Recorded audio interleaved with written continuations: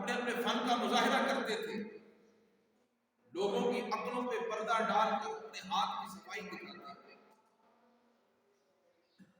لیکن جب اللہ رب العالمین نے اپنے نبی کی شان کو ظاہر کیا، اپنے نبی کو ایک ایسا معجزہ عطا فرمایا کہ ان کی خشک لاٹھی کو اژدہا بنا کر ان تمام جادوگروں کے رسیوں سے بنائے گئے سانپ کو اللہ کے نبی کے سامنے شرمندہ ہونا۔ اللہ کے نبی کا معجزہ ان کے جادو کو مٹا کر رکھ دیتا ہے۔ یوسف علیہ السلام جس زمانے میں مبعوث ہوئے تو غسل کا بہت درجہ تھا، حسین و جمیل خوبصورت لوگ ان کی بہت قدر ہوتی، لیکن رب العالمین نے جناب یوسف علیہ السلام کو حسن عطا فرمایا کہ کل حسن کا 90% جناب یوسف کو عطا فرمایا۔ حسن ایسا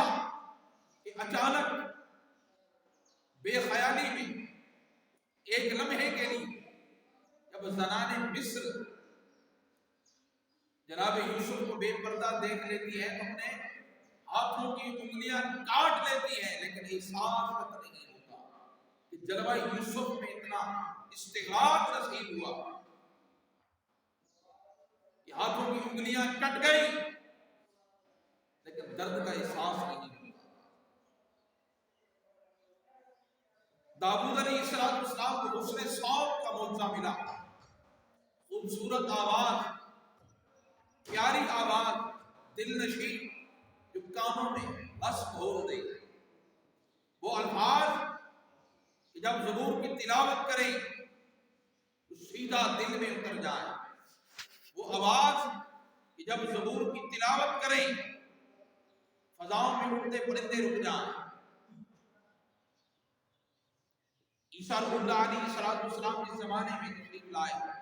حکمت اور طب اپنے عروج پر ہے، لیکن کسی حکیم کے پاس مادرزاد نابینا پیدا ہونے والے نابینا کے لیے آنکھوں کی روشنی نہیں ہے۔ کوئی بھی ماہر علم نجوم یہ نہیں بتا سکتا کہ تم اپنے گھر سے کیا کھا کر آئے ہو، کیا بچا کر آئے ہو۔ کسی کے پاس اتنی طاقت نہیں ہے کہ وہ مٹی سے کسی بھی پرندے کی شکل بنا کر اگر اس میں پھونک مارے تو وہ سچ میں کا پرندہ بن کے اڑنے لگ جاتا ہے، لیکن عیسیٰ اللہ رب العالمین نے یہ معجزات عطا فرمایا۔ اب جتنے بھی انبیاء کرام کو معجزات عطا ہوئے،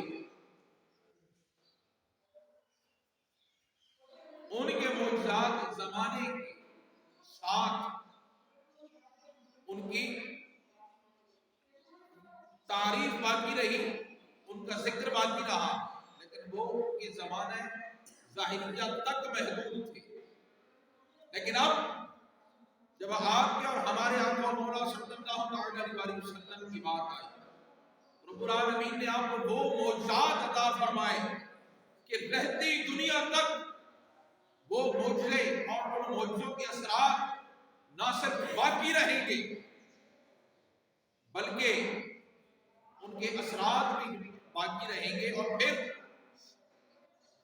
صرف وہ معجزات نہیں جو آپ کی زندگی میں آپ کو عطا ہوئے، آپ نے دکھائے، بلکہ آپ کو وہ معجزات بھی عطا کیے گئے کہ قیامت تک سائنس جتنی ترقی کر لے آپ ان معجزات کو نہیں پہنچ سکتے۔ آپ عیسیٰ علیہ السلام نے مردوں کو زندہ کیا، لیکن وہ مردے جو انسان تھے، جو پہلے زندگی کے مراحل سے گزر چکے تھے، لیکن میرے آقا علیہ السلام نے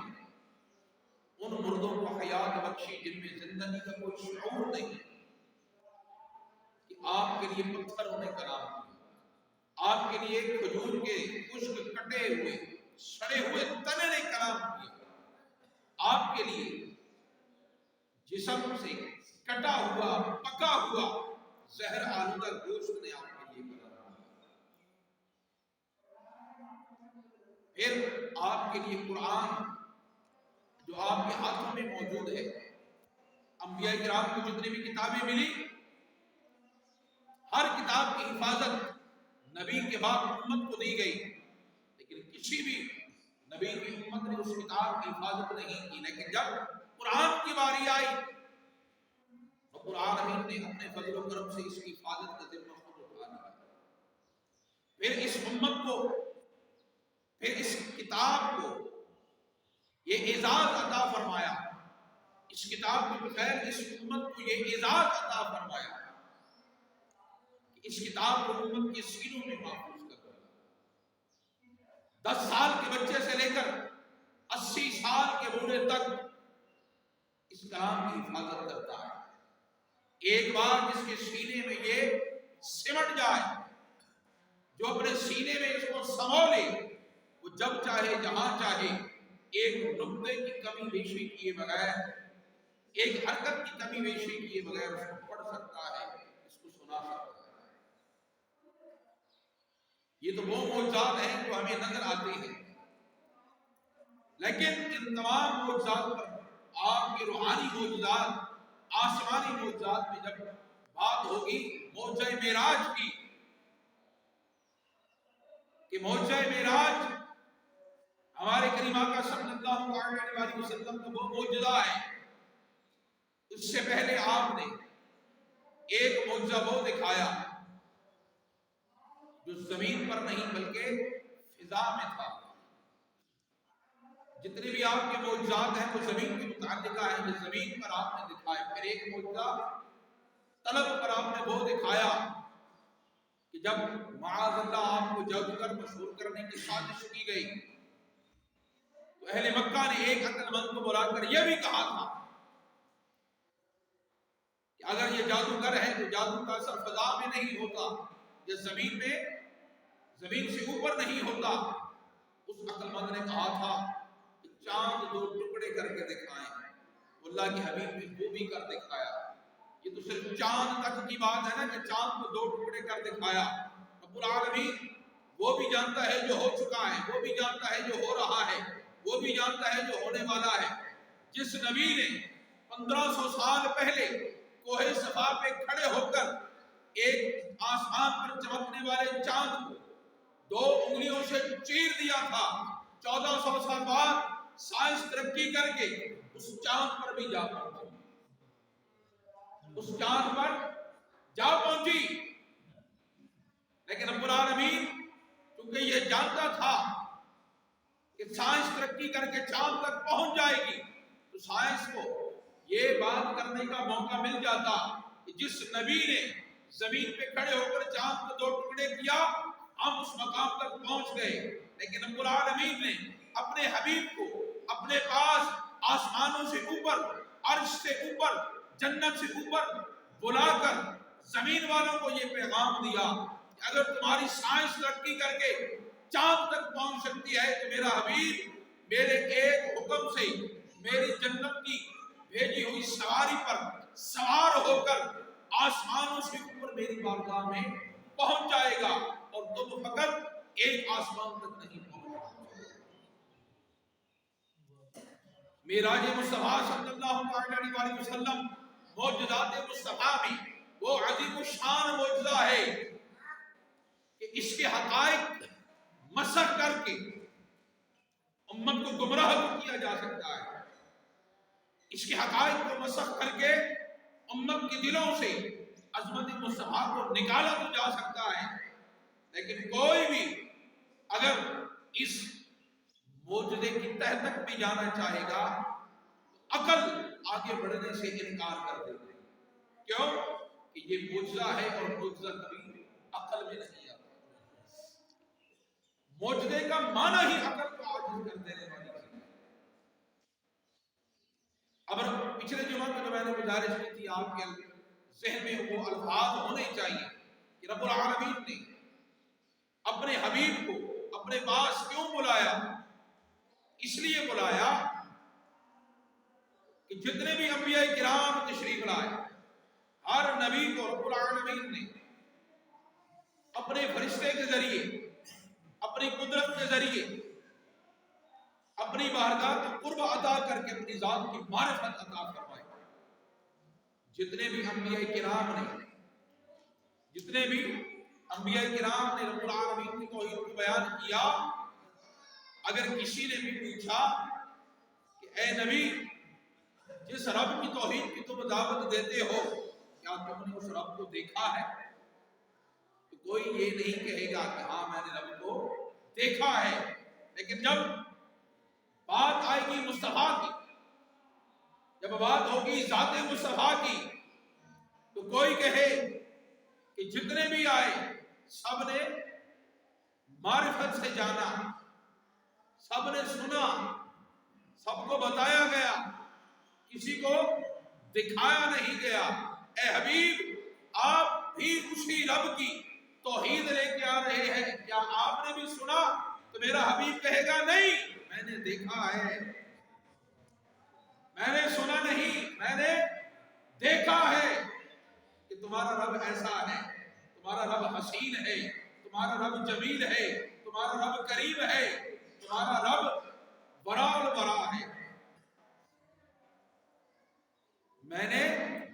دیکھا ہے۔ تو جو دیکھ کر بتائے گا وہ سننے والے سے زیادہ بہتر بتائے گا۔ جس نے سنا ہے وہ سنی سنائی بتائے گا، اور جس نے دیکھا ہے وہ اس سے اچھا بتائے گا۔ اس لیے رب العالمین نے ذات مصطفیٰ کو وہ موجہ معراج عطا فرمایا کہ جس کا مقابلہ رہتی دنیا تک نہ انسانی عقل کر پائے گی اور نہ انسانی عقل کی تیار کی ہوئی سائنس کر پائے گی۔ سائنس نے مصطفیٰ کی انگلیوں کا اشارہ پا کر اپنا سینہ چیر دینے والے چاند تک پہنچنے کی کوشش کی، وہ پہنچ گئی، لیکن اگر سائنس مصطفیٰ کریم کے سفر معراج کی طرف بڑھنے کی کوشش کرے گی تو سائنس خود ختم ہو کے رہ جائے گی، لیکن قیامت تک موجہ معراج مصطفیٰ کا ختم نہیں ہوگا۔ اس لیے موجہ معراج مصطفیٰ کو اس امت کے لیے آزمائش بنایا ہے، اور جن لوگوں نے ایمان کو اپنی زندگی کا سب سے قیمتی اثاثہ سمجھا، انہوں نے اپنے ایمان کی جان ذات مصطفیٰ کو بتایا، اور ذات مصطفیٰ کے کہنے پر منو عن سب کچھ مان لیا۔ اور وہ لوگ جنہوں نے اپنی ایمان کی جان ذات مصطفیٰ کو نہیں بنایا، وہ چاہتے ہیں کہ صرف ایمان لے کر براہ راست رب کی بارگاہ میں پہنچ جائے۔ اب وہ معجزہ معراج مصطفیٰ کا انکار کرنے کی بجائے اس کے حقائق کو اتنا مسخ کر دیتے ہیں، حقائق کو مسخ کر دیتے ہیں کہ معجزے کا ذکر تو باقی ہوتا ہے، معجزے کا نام تو باقی ہوتا ہے، لیکن اس کی حقیقت سے کلیتاً انکار کرتا ہے۔ اس لیے رب العالمین نے اس آیت کے اندر جو اپنے حبیب کے سفر معراج کا ذکر کیا، ابتدا میں پہلے اپنی ذات کا تعارف کروا کر، اپنی ذات کی پاکی کو بیان کر کے پھر اپنے حبیب کے سفر معراج کو شروع کیا کہ جب میرا حبیب تم سے کہے کہ میں گیا یہ دیکھا پھر میں آیا، تو یہ نہ کہنا کہ یہ نہ سمجھنا کہ جب میرا حبیب کہہ رہا ہے کہ میں گیا، ان الفاظ پر غور کرنا، میرا حبیب اپنے آپ سے یہ دعویٰ نہیں کر رہا کہ میں گیا، بلکہ میں کہہ رہا ہوں کہ میں لے کر گیا۔ اس لیے میرے الفاظ میرے حبیب کی زبان سے سن کر ایمان لانا تمہارا ایمان بچ جائے، اور اگر تم میرے حبیب کی زبان سے سن کر عقل کے پیمانے میں اس واقعے کو، اس سفر کو، اس معجزے کو ناپنے کی کوشش کرو گے تو تمہاری عقل بھی عاجز آ جائے گی اور تم اپنے عقیدہ ایمان سے بھی حال ہو جائے گے۔ اس لیے آج کے اس فتن دور میں مومن کے دل سے ہر لحاظ سے محبت اور عظمت مصطفیٰ کو نکالنے کی کوشش کی جا رہی ہے، وہیں پر معجزہ معراج مصطفیٰ صلی اللہ علیہ وسلم کے عقائد کو مسخ کر کے بھی اس واقعے کے اندر شک و شبہ پیدا کر کے عظمت مصطفیٰ کو نکالنے کی کوشش کی جا رہی ہے. لیکن ہمارا عقیدہ یہ ہے کہ مصطفیٰ کریم رب کی بارگاہ میں گئے اور سر کی آنکھوں سے ذات خدا کو دیکھا. ذات خدا کو دیکھ کر آپ نہ بہکے، نہ آپ رکے، نہ آپ اس سے عاجز آئے، بلکہ رب العالمین کی ذات کو اس طرح دیکھا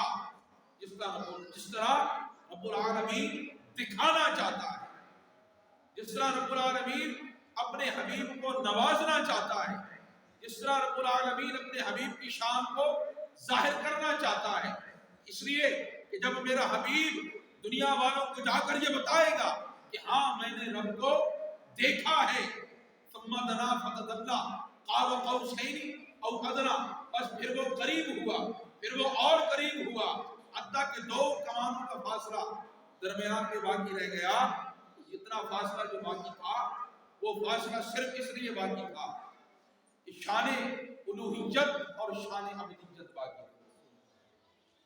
ورنہ اور کوئی فرق نہیں اور کوئی فاصلہ نہیں. اس لیے اللہ رب العالمین نے اس آیت کریمہ کی ابتدا میں اپنی ذات کی پاکی کو بیان کیا، اور اپنی ذات کی پاکی کو بیان کر کے سارے واقعے کو آگے بیان فرما کر اپنی ذات کو پاک بیان فرما کر اپنے حبیب کی عظمت کو آشکار کیا، تاکہ لوگ جب بھی قرآن کی تلاوت کریں میرے حبیب کی عظمت بھی قربان ہو. لوگ جب بھی قرآن کی تلاوت کریں میرے حبیب کی شان کو پڑھ پڑھ کر آپ کی شان کے آگے سر تسلیم خم کرتے رہیں اور آپ کی عظمت کے گن گاتے رہیں، میری عظمت کے گن گاتے رہیں، میری الوہیت کے گن گاتے رہیں، اور مصطفیٰ کو امتی بننے پر فخر کرتے رہیں. سبحان الذی اسری بعبدہ لیلا من المسجد الحرام الی المسجد الاقصی، پاک ہے وہ ذات جو لے گئی اپنے بندے کو مسجد حرام سے مسجد اقصی تک، مسجد حرام سے مسجد اقصی تک کا جو حصہ ہے یہ معراج مصطفیٰ کا پہلا حصہ ہے. اور پھر اس کے کیا حقائق ہیں؟ مسجد حرام سے یہ سفر شروع کیسے ہوا اور مسجد حرام تک مسجد اقصی میں یہ مرحلہ مکمل کیسے ہوا، انشاءاللہ اگلے جمعہ کو بیان کریں گے. امید ہے وقت بھی تشریف لائیں گے اور اپنے دلوں کو نور ایمان سے منور کریں گے. رب العالمین ہم سب کے حال پر اپنا فضل و کرم فرمائے. وبا علینا